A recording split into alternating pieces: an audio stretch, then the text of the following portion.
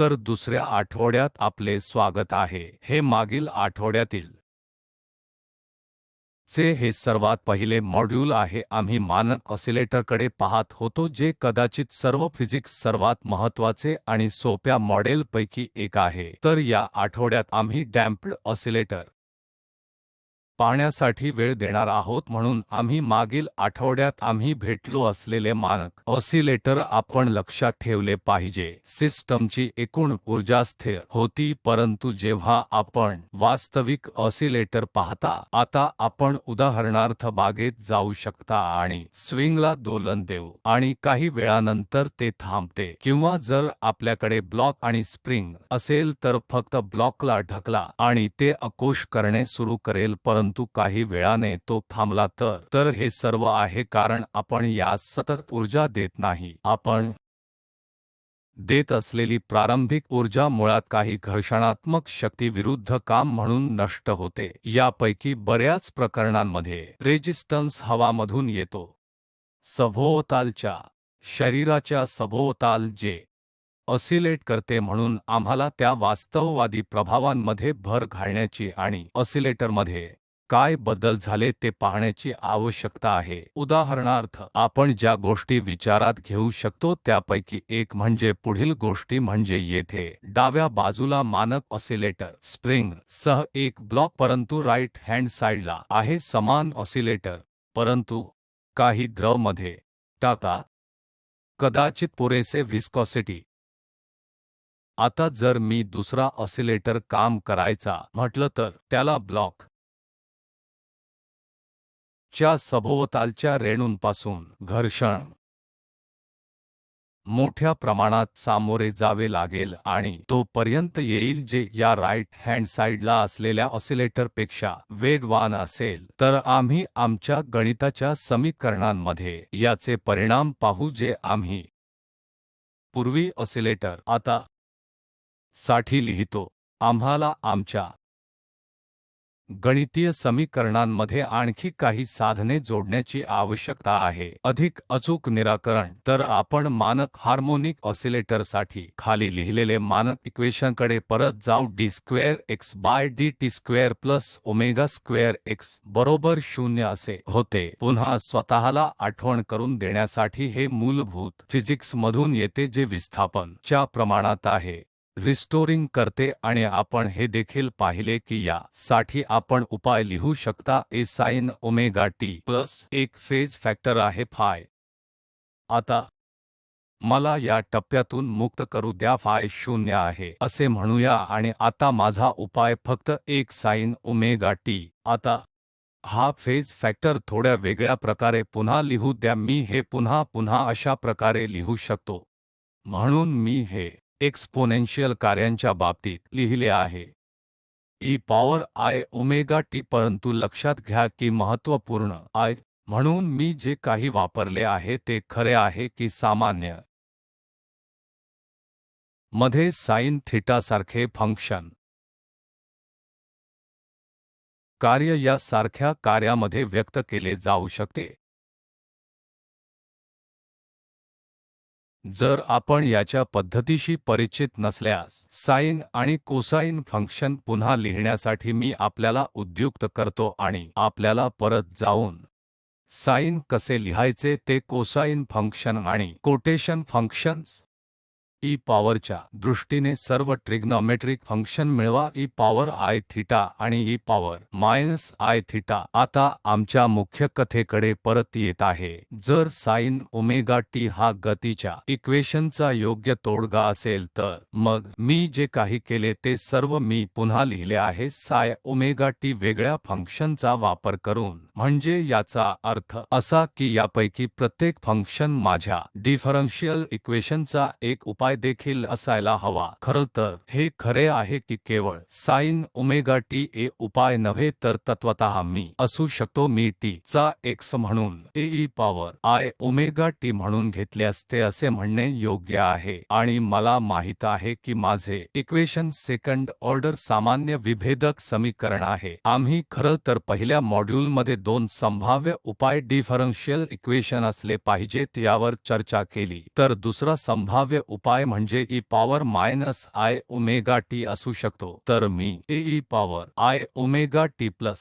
b e power minus I omega T असे सामान्य उपाय लिहू शकतो. म्हणून हा खरोखर इक्वेशनचा एक सेकंड संभाव्य उपाय आहे. म्हणून यापूर्वी आपल्याकडे साइन आणि कोसाइन संभाव्य उपाय म्हणून होते. आता आपण पाहतो की फक्त साइन आणि कोसाइन्सच नव्हे तर e power I omega T आणि e power minus I omega T याचे संयोजन देखील एक संभाव्य उपाय असेल. आणि पुन्हा मी तुम्हाला विनंती करतो की हालचालीच्या या इक्वेशनमध्ये x परत सबस्टिट्यूट करा आणि खरोखर तपासा की ते समाधानी आहे. परिपूर्णतेसाठी मी साठी विस्तार देखील लिहू येथे cos थीटा हे e पॉवर असेल I theta plus e power minus I theta भागिले 2. एक प्रश्न आहे की आपण कदाचित x ऑफ t किंवा x च्या x स्वतःच विस्थापन बद्दल विचार करू शकता. एक अतिशय फिजिकल क्वांटिटी आहे म्हणून आम्ही विस्थापनाचे फंक्शन म्हणून काय आहे हे विचारत आहोत. आता आपण पाहतो की या जटिल कार्यांच्या बाबतीत आपण विस्थापन लिहू शकतो आणि हे जे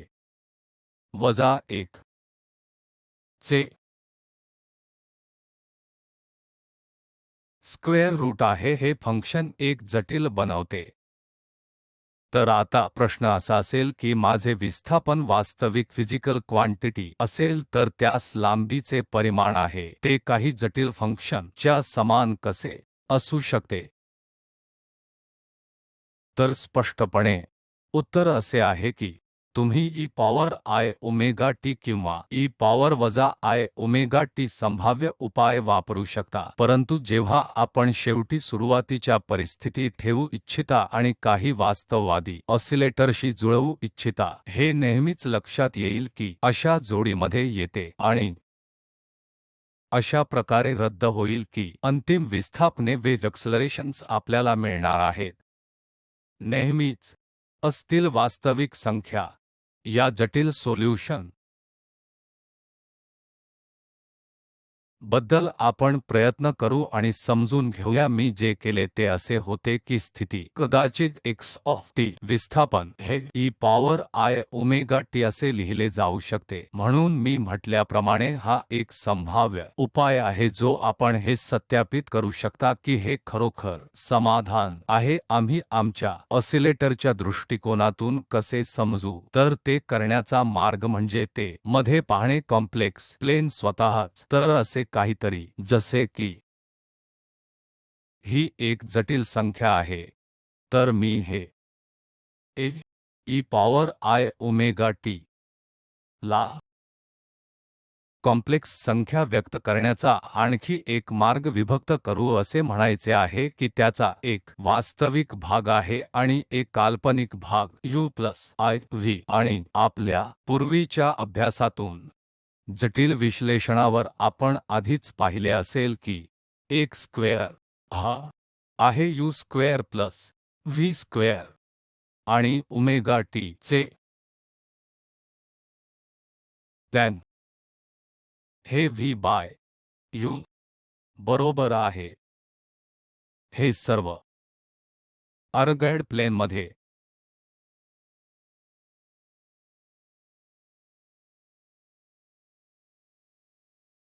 उत्तमपणे पाहिले जाऊ शकते. म्हणून हा आपल्या जटिल संख्येचा वास्तविक भाग आहे, आपण त्याला u म्हणू आणि जटिल संख्येचा काल्पनिक भाग v आहे. तर आपण या v ला वेलोसिटीने गोंधळात टाकू नये. ते फक्त आहे एक जटिल संख्या ज्याचा वास्तविक भाग u आणि काल्पनिक भाग v आहे आणि हे ओमेगा टी v च्या उलट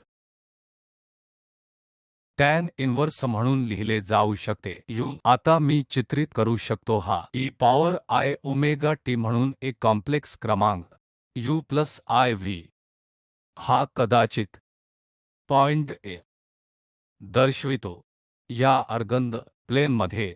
तर हे या सारखे वेक्टर असू शकते. आपण पाहाल की या त्रिज्या एक स्थिर आहे जे a आहे, जे चे स्क्वेअर रूट आहे su स्क्वेअर अधिक v स्क्वेअर आणि तो सह करणारा कोन x अक्ष ओमेगा टी आहे. आता जर आपल्याला हे लक्षात आले की टी हे असे काहीतरी आहे जे बदलत आहे, म्हणून वेळ मध्ये आपण जे पाहत आहोत ते म्हणजे हा मुद्दा येथे आहे. या वर्तुळाच्या बाजूने जात आहे, सततचे मूल्य कायम ठेवून सर्व वेळ ते या सर्कल वर जात आहे जसे वेळ प्रगती आणि ओमेगा ही कोणीय फ्रिक्वेन्सी आहे, तर ते तुम्हाला सांगते की वेळा किती बिंदू या वर्तुळाभोवती फिरत असतो दर सेकंदाला किंवा कमीत कमी त्या क्वांटिटीशी संबंधित. म्हणजे आपण हे लक्षात ठेवू शकता च्या सोल्युशनचे प्रकारचे भौतिक प्रतिनिधित्व म्हणून आपण या सर्व साधनांसह प्राप्त केले आहे. चला आता या मॉड्यूलच्या पुढील भागात जाऊया. नंतर पुन्हा स्मरणात ठेवू या मानक ऑसिलेटर साठी रिस्टोरिंग सैन्य वजा साइन सह पुनर्स्थित करणारी शक्ती एस हे केंद्रीय फिजिक्स आणि मुख्य घटक आहे जे आपल्याला पहिल्या ठिकाणी दोलन देईल. आता आपण काय आहोत हे आपण नंतर कसे सांगू की वास्तवात डिसिपेशन होत आहे. मुख्य फिजिक्स म्हणजे येथे काय लिहिले आहे म्हणून हे लिहिले आहे एस म्हणून हे आपले मुख्य भौतिकशास्त्र डम्प्ड ऑसिलेटरसाठी आहे. तर ओलसर बल हे वेलोसिटीच्या प्रमाणात असल्याचे गृहीत धरेल. म्हणून हा एक महत्त्वाचा घटक आहे जो मी गती च्या इक्वेशनमध्ये समाविष्ट करणार आहे. तर जर माझे मानक ऑसिलेटर मला येथे गतीचे हे इक्वेशन दिले तर m वस्तुमान आहे आणि s हे स्टिफनेस कॉन्स्टंट आहे. आतापर्यंत डॅम्प्ड ऑसिलेटरचा प्रश्न आहे. मी गतीचे हे इक्वेशन वाढवित आहे म्हणून मी ते पुन्हा लिहूया पुढील प्रकारे. म्हणून म्हणजे माझ्याकडे mx दुहेरी बिंदू अधिक x असेल आणि आता मी बलाचा वापर करून नष्ट करीन. वेलोसिटीच्या प्रमाणात आहे तर मी सतत वेग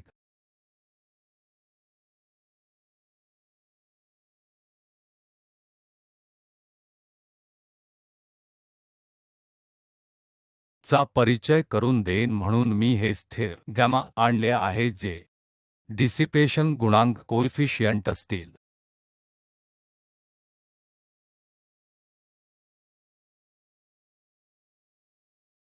या क्वांटिटी गॅमामध्ये प्रति युनिट वेलोसिटी चे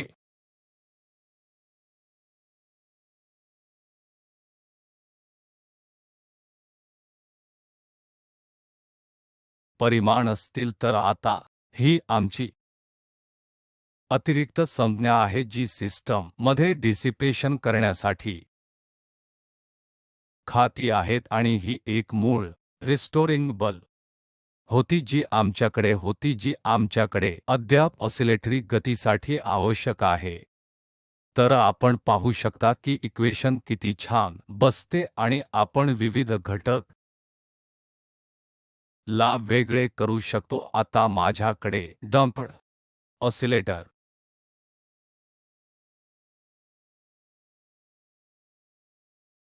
साठी माझे इक्वेशन आहे आणि फक्त स्वतःला आठवण करून देण्यासाठी ही संज्ञा आहे की आणि आपल्या विघटन करणारा मॉडेल आहे आणि डिसिपेशन करण्याचे आमचे मॉडेल म्हणजे विघटनशील बल वेलोसिटी च्या समान आहे आणि ही संज्ञा नेहमीची रिस्टोरिंग शक्ती आहे. तर हे इक्वेशन आता दिल्यास पुढील चरण म्हणजे इक्वेशन प्राप्त करणे जे आता आहे ते. तर हे एक प्रकारचे सेकंड ऑर्डर डिफरन्शियल इक्वेशन आहे ज्यासाठी या फॉर्मचे निराकरण हमीपत्र आहे.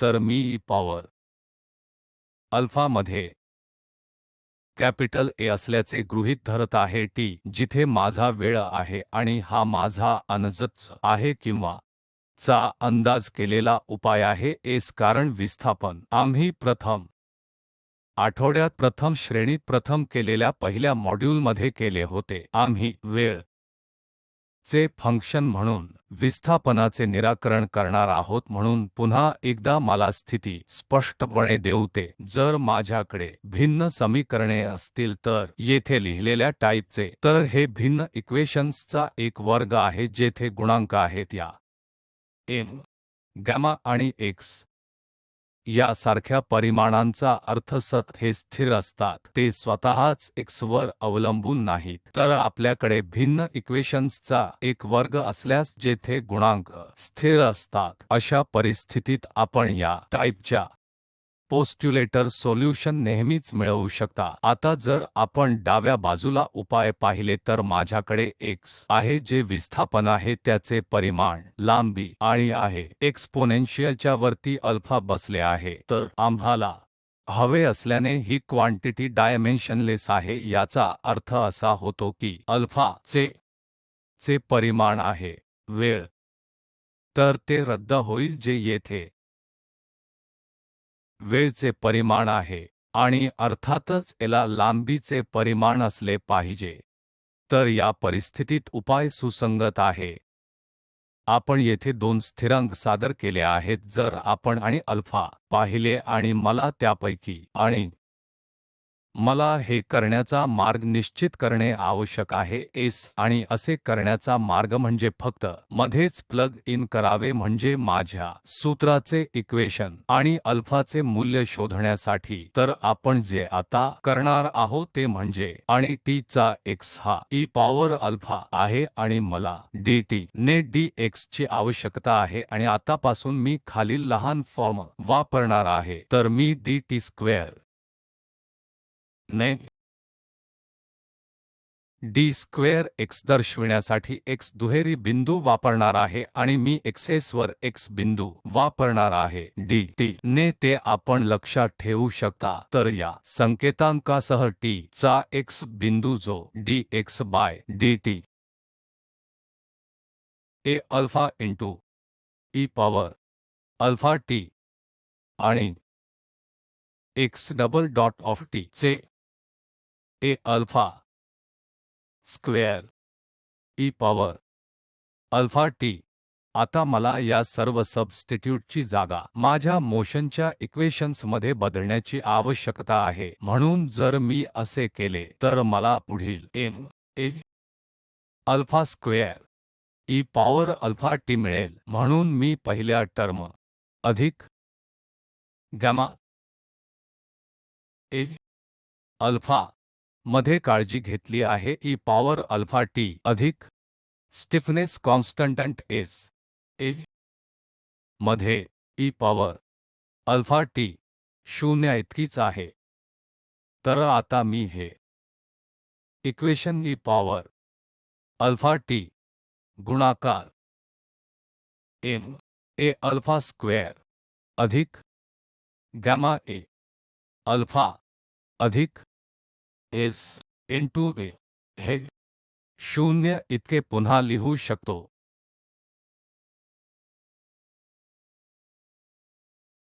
तर या परिस्थितीत आपण हे क्वांटिटी 0 असले पाहिजे, कारण दुसरे म्हणजे e पॉवर अल्फा टी एक एक्सपोनेन्शियल फंक्शन आहे आणि ते 0 असणे आवश्यक नाही. टी च्या अनियंत्रित मूल्यांसाठी हे इक्वेशन आपण चतुर्भुज इक्वेशन आणि अल्फा परिभाषित केले आहे. म्हणून जर आपण लक्षात ठेवले तर मला शोधायचे असेल तर माझ्या ने सूत्रधारित उत्तर सत्य आहे. या अटीवर अल्फाचे मूल्य काय आहे आणि माझा गृहीत धरलेला उपाय म्हणजे e पॉवर अल्फा टी.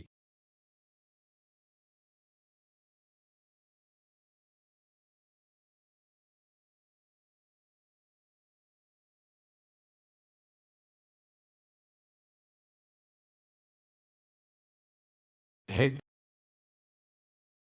सोडवण्याचे एक सोपे इक्वेशन आहे आणि जर मी ते सोडवले तर मला खालील परिणाम मिळेल. तर मला यासह अल्फा ची संभाव्य मूल्ये मिळाली आहेत. आता मी पूर्ण समाधान लिहू शकतो आणि खरं तर से माझ्या इक्वेशनमुळे अल्फाची दोन संभाव्य मूल्ये जी अधिक सह आणि येथे नकारात्मक चिन्हासह होती, अर्थात त्याचे चतुर्भुज इक्वेशन. तर आपल्याकडे दोन संभाव्य मुळे आहेत. आता मला शेवटी लिहू द्या उपाय.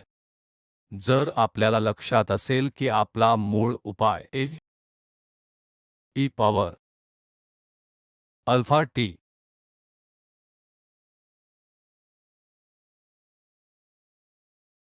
होता आहे ला e च्या पॉवर वजा गॅमा बाय 2 म्हणून लिहिले जाऊ शकते, जे 2m मध्ये e पॉवरमध्ये लिहिले जाऊ शकते.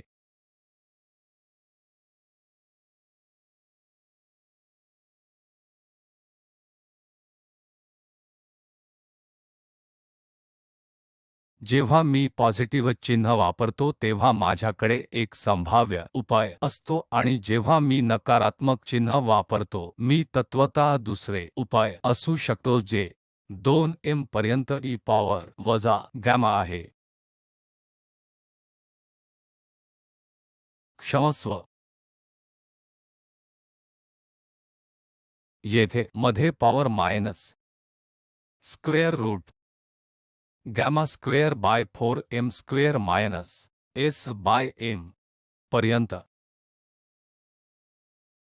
तर माझ्याकडे दोन उपाय आहेत आणि आपण ते सत्यापित करू शकता. हे दोन स्वतंत्र उपाय आहेत. या अर्थाने आपल्याला एक उपाय फक्त ला सतत गुणाकार करून दुसऱ्यापासून एक उपाय मिळू शकत नाही. म्हणून माझा सामान्य उपाय खालील फॉर्मचा असेल. म्हणून जर आपण वर लिहिलेले इक्वेशन पाहिले तर त्यास दोन भाग आहेत. आमच्या अपेक्षेशी संबंधित ते दोन स्वतंत्र उपाय असले पाहिजेत. फक्त आम्ही या टाईपचे दुसरे आदेश व डिफरन्शियल इक्वेशन सोडवत आहोत आणि आम्ही पुढील वर्गात हा उपाय वापरणार आहोत आणि या निराकरणाच्या विविध संभाव्य भौतिक अभिव्यक्ती काय आहेत याचे विश्लेषण करणार आहोत. आणि स्पष्टपणे या प्रमाणात आहे जे येथे रूटच्या खाली आहे. म्हणून ही क्वांटिटी एकतर सकारात्मक किंवा शून्य किंवा नकारात्मक असू शकते आणि या प्रमाणाच्या चिन्हाशी संबंधित आहे. आम्ही वेगवेगळ्या प्रकारचे डायनॅमिक पाहणार आहोत. डायनॅमिक्स काहीही असो, येथे ही पहिली टर्म या दोन्ही उपायांमध्ये जी 2m पर्यंत e पॉवर वजा गॅमा 2m पर्यंत t आणि गॅमा, जे तुम्हाला आठवत असेल ते आपले डिसिपेशन कोइफिशियंट आहेत. तर ते तुम्हाला सांगते की विस्थापनाचे फंक्शन काळाचे फंक्शन म्हणून क्षय होणार आहे, जे मल्टिपल्सचे क्वांटिटी किती आहे याची पर्वा न करता. म्हणून आम्ही प्रथम चिन्हे पाहत आहोत की डिसिपेशन होण्याची चिन्हे निराकरणात दिसत आहेत. म्हणून पुढील मॉड्यूलमधील उपायांचा तपशील दिसेल.